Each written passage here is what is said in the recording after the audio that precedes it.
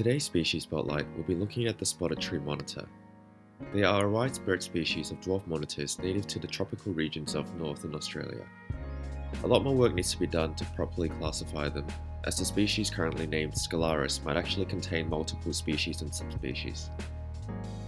The ones I currently keep are often referred to as Scalaris Pellewensis, or the red blotched tree monitor, and that's from the deep red colorations on their backs.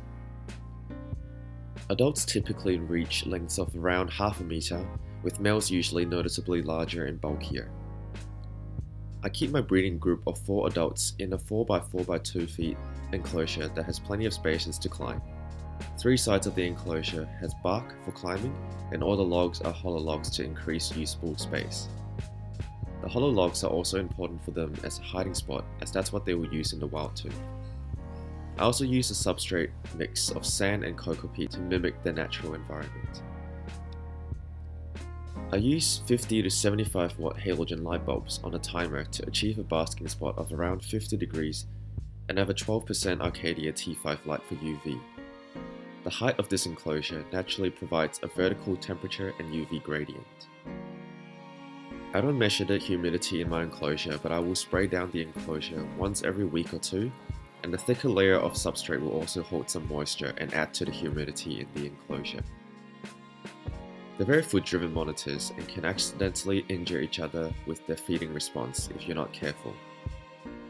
I feed them around 50% roaches, 40% meats like chicken heart and turkey mince, and about 10% eggs.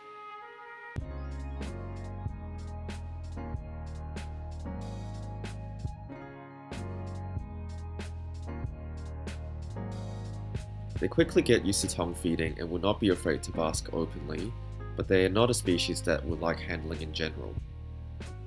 But their active and curious nature, along with their beautiful colours, make them a great monitor species to keep and observe. I've been fortunate enough to successfully breed them 2 seasons in a row now. Interestingly, I noticed that they breed in winter when I dropped the temperatures and reduced their photoperiod to around 9 hours a day. They laid eggs in July through to November and can lay more than 1 clutch per breeding season.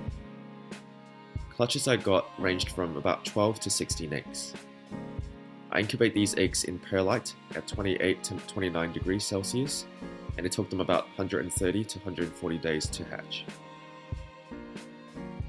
The hatchlings pretty much receive the same care and diet as the adults, with the exception of me using smaller and more simplistic housing so it's easier to keep an eye on things. Overall, they are really fun monitor species to keep, and they're not any more difficult to keep than many of the more common and popular dwarf monitors. There are also videos on my channel for anyone who wants to learn more about the incubator, hatchling rack system, and nest boxes I use for breeding and rearing the species.